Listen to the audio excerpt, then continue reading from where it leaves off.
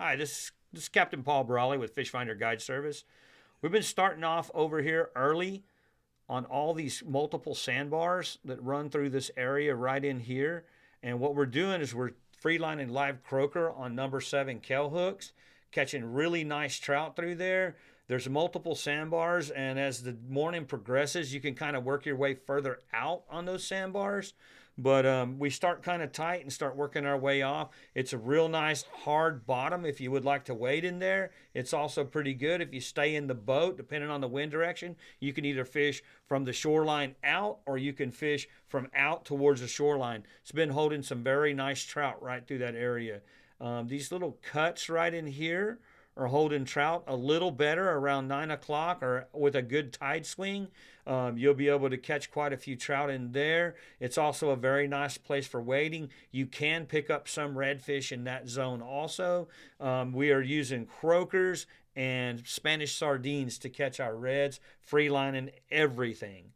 Moving over into this little cove here, it seems like that cove has been holding trout a little bit later for your 12 o'clock to say like, I don't know, 2 to 3 o'clock pattern, a little bit later, hotter bite, a little bit slower, fishing a little bit deeper for those trout right in there, but it has been holding them. Really, in fact, this whole area right here, in that little S curve I just made right in there seems to be having about the same pattern. Just kind of got to play the wind direction.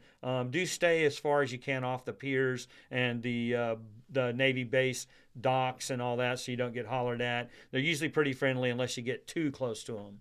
Moving along to the south side of the JFK Bridge, we've been finding some trout along this little triangle right here and a little bit of redfish also off the tips of all the channels here.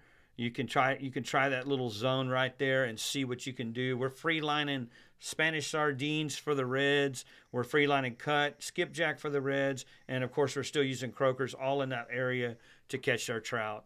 Over here on this flat right in here, it's been very hit or miss. There's been some days where the trout fishing's on fire. Some days you'll sit there for a while and only get 1 or 2 trout. So that's a place you're going to have to play by the tide, maybe the wind. But it's been kind of hit or miss. But if you hit it right, boy, you can catch some really good ones right through there. This whole area right in here has been holding scattered reds and scattered black drum. It is something we're kind of floating and doing a little sight casting on. If you have a platform or a little raised console, you may be able to see some of those drums and reds floating around in there and get a shot off at them. The reds seem to be a lot spookier, of course, than the black drum, but that is an area you could give a shot to if you're looking for some black drum and redfish. Okay, we're going to move along a little bit more south of Pita Island. We're going to be in the natural gut here, and this entire grass line here all the way to Pure Oil Channel, back across to the west side, the entire grass line, the entire way has been holding good trout, and it will be also free lining croakers on number 7 kell hooks. Try to fish that early in the morning or late in the afternoons. Seems like it's been holding the fish the best. I like to fish early on the west side up in here, and I like to fish later after lunch all through this eastern drop. It seems like it holds some pretty good trout. The bite is slow. You'll probably catch a fish about every 10 minutes, but some of the trout in there are really nice, and it does have some oversized trout. Be sure you handle those trout with care. Let's get our pictures and get them back in the water. Make sure they're resuscitated where they can swim off, and our future generations can enjoy trout fishing later. From here, we're going to end up moving south of Pure Oil Channel. Now we're moving along south of Pure Oil Channel. We're going to follow that same grass line as when we were south of Pita. It's going to pretty much be the same pattern on this side. You're going to want to fish this side either very early or after lunch for speckled trout. It's a really nice grass line. You don't have to worry about finding potholes or anything. If you can get on the grass line and throw off, you should be in pretty good shape. Across this way, tight to the shoreline where these little lakes are coming out. Right here's one little lake, and you can see there's several other little lakes in that area. There's been some little wads of reds. They're real tight to the shoreline. I suggest wade fishing there as to you don't want to damage your boat on the many pilings, rocks, sunken structure, different things that are along this shoreline. It's a lot better. As tight as those reds are, up there, you're going to want to really wade this whole area. All these little points that are everywhere are really holding them, as well as some of the coves, but I've been finding them more on the points and very tight to the shoreline with the higher tide we have right now.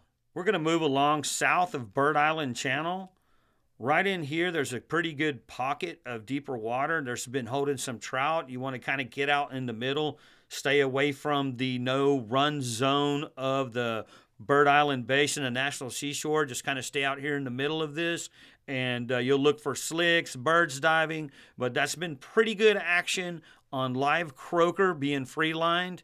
I want to say it's about 4 foot of water, and there's been plenty of trout in there. If you come a little south of that and you start hitting the backsides of all these spoils, you'll find your black drum and some redfish. We've been catching those free lining live shrimp or using a very light 1/16 ounce jig head. Look for the pods of the drums. You should be able to see them pretty well from an elevated console or from a tower. There's been quite a few through there. You could also look on the backsides of some of these other little islands right here for the black drum. Also coming straight across on King Ranch again, tight to the shore. You're also going to find the schools of reds, I wouldn't say schools, but pods of 15s and 20 reds together. I would also once again suggest wading there. There's an old pipeline structure. There's lots of rocks, hidden stuff. You don't want to damage your boat. Kind of keep your boat out in 2 or 3 foot of water and just walk in there and have a good time fishing right through that area. Now we're going to move a little bit south of Twin Palm Islands. We're going to move into the meadows right here. There's a line of cabins that runs on the drop. You're going to want to fish just parallel with the cabins or maybe a little bit to the west side of the cabins.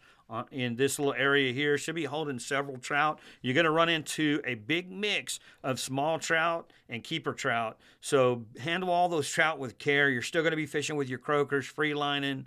It's really good bites through there. You'll see slicks popping, all kinds of activity in that area. The back sides of these little spoils are kind of slow, but they have held some redfish all through there. We're using cut, skipjack, cut mullet, some free line and some sardines in that area.